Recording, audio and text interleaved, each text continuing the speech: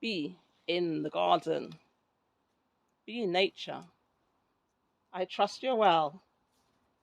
I certainly am. Can you see that spider web? Is it me? Or have the spiders just come out en masse in the gardens? I'm in my garden.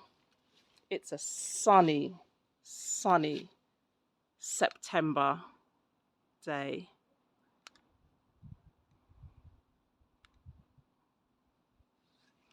And this is an update of what's happening in the garden.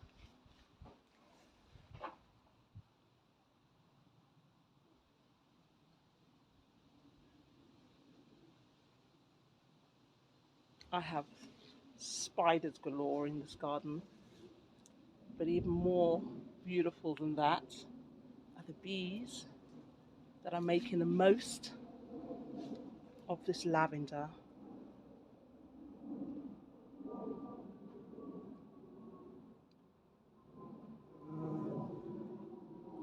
This lavender hedge is absolutely filled with bees.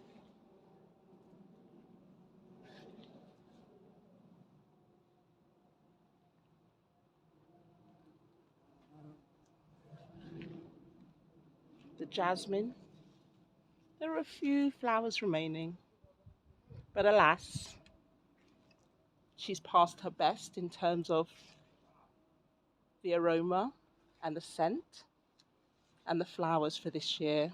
But I look forward to seeing her in her full glory next. The lavenders, some are dried out, and I will be harvesting some of the buds because I use them in a product that I make.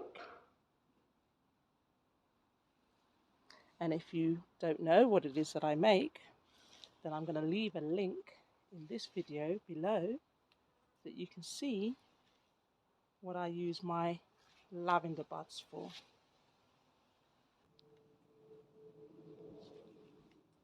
Just having a walk along the garden.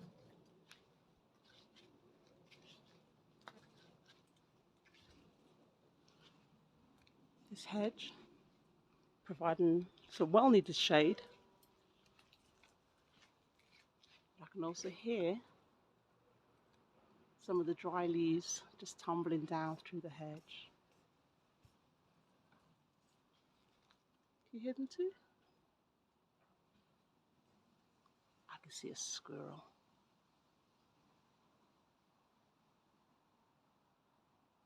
So the squirrel is busy. Let's just walk along the garden, shall we?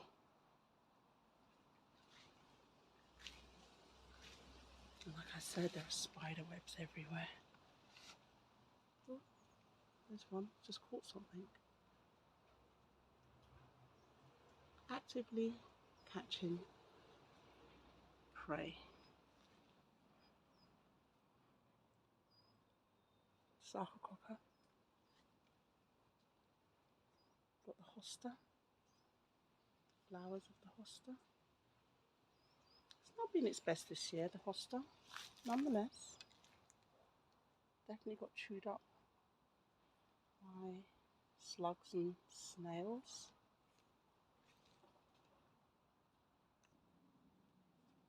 Got the wisteria. Put on a lot of foliage, but I do need to trim her back before too long.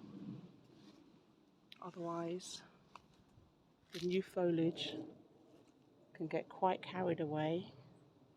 And as you can see here, it starts to twist on itself even, and then manages to get onto the adjacent plants and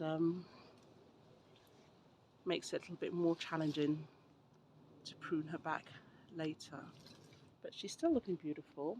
No flowers because they have come and gone for this year, but I look forward to pruning her back and seeing her again in flower next year. Look at that. Can you see that pattern of life? Can you see the hundreds, if not thousands, of tiny flowers? We have some of the wild strawberries and a couple of herbs here, including sorrel and rosemary and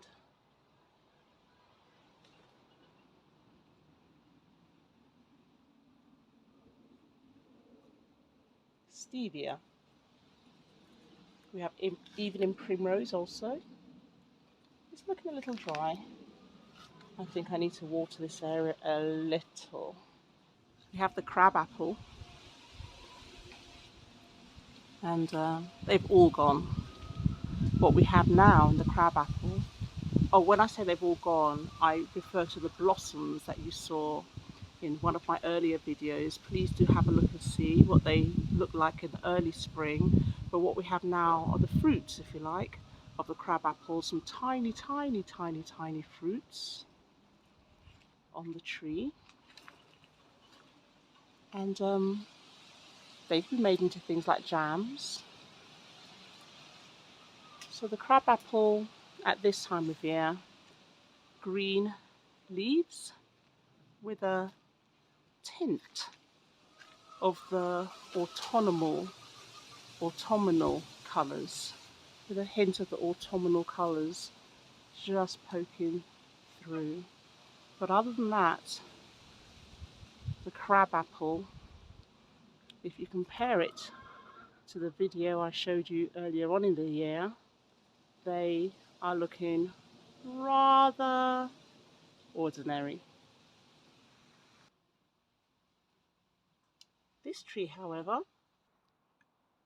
is looking fine. She's looking fine with her bold red leaves. So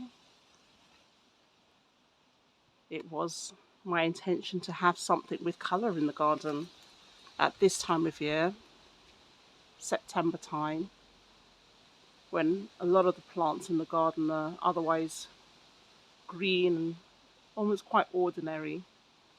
But here we have her in her bright red leaves, which glow in the presence of the sun and adds character and shine to the garden.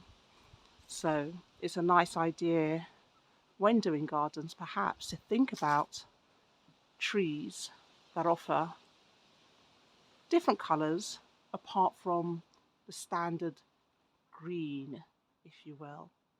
Wouldn't you agree though that that does add a little bit extra to the garden?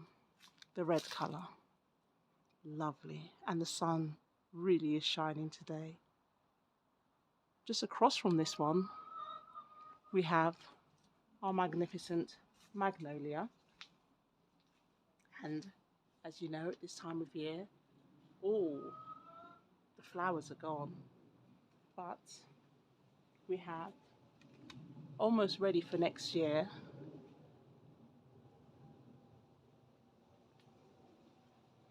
these bud casings.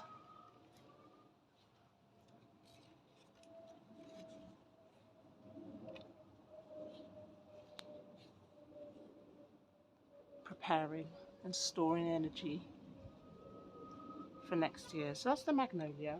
The tree itself is putting on size, and year after year she's looking better.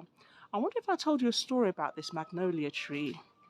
Many years ago, when I had the young uns around, we had a trampoline, and I had the trampoline wedged up against a fence,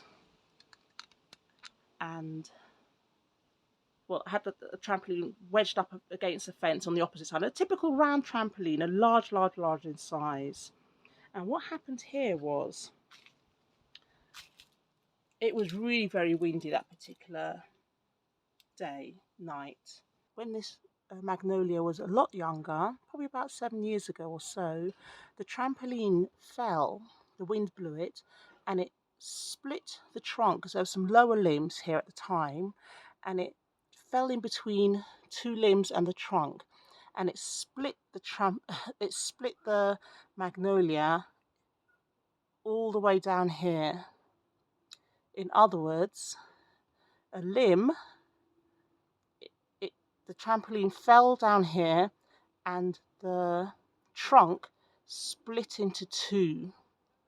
And the majority of the plant or the trunk finished at a really narrow point here, and there was no way it could survive, apparently. I remember being so upset, genuinely so upset, that this beautiful magnolia had been wounded so badly. I remember at the time that I was a student at the Capel Manor College, and I was late to class.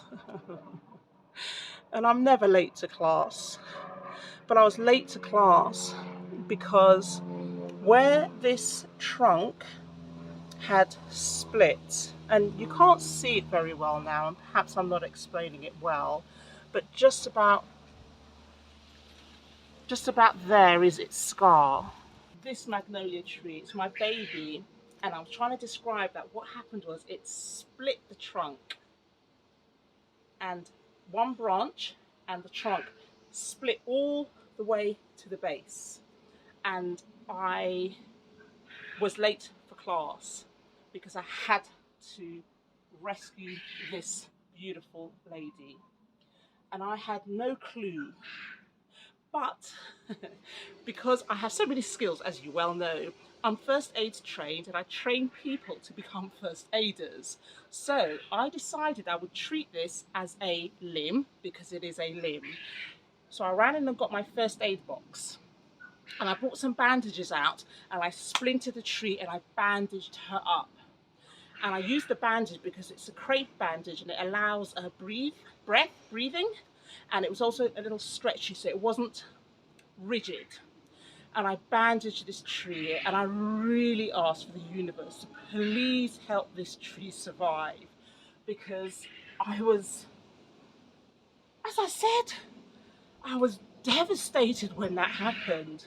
So what happened was, when I bandaged her up, I gave her lots to drink, and I would put water on her wound.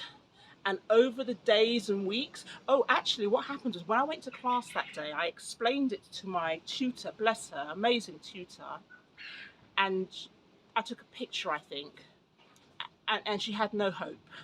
She said, oh no, it's not likely. This tree will die, it will die, it will die. All the other fellow students, they all said it will die, it will die, it will die. And that made me even more upset. So I decided that I had to have more faith than everybody else. And so I did. And so I just put in so much positive energy for my tree. And she started to grow and grow and grow and grow. And she's here with us today. And this must have happened about, let me guess, gosh, it could have been about 8 years ago, 9 years ago, maybe even 10 years ago. And now look at her. Yeah? So she's here, and she's here to stay. And I am so grateful. She has a scar. She has a scar. She has the scar to prove it. And we all have scars, don't we? I certainly do. The scars of life. But that's just an example of when everybody says no and you believe yes, that it is still possible. So that's just a lovely story, only because everybody believed that she wouldn't make it. And I was just absolutely sure she would. And she did, and she has, and I'm grateful. Yay! We all have scars. We all have scars. But her scar is her beauty, and she made it against all the odds. So thank you, each and every one of you who are here watching. We've all made it against the odds. We really have. Let me show you around the rest of my garden. What better than a piece of my own bamboo, black bamboo? And there are cobwebs running all from side to side down here. So unfortunately, I do have to shake my magic wand to get rid of the cobwebs so that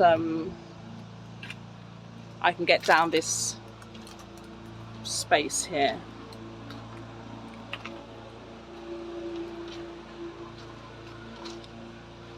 This is all quite overgrown to some degree. And here are the beehives. Look at them. We have harvested some honey, and I will be doing more.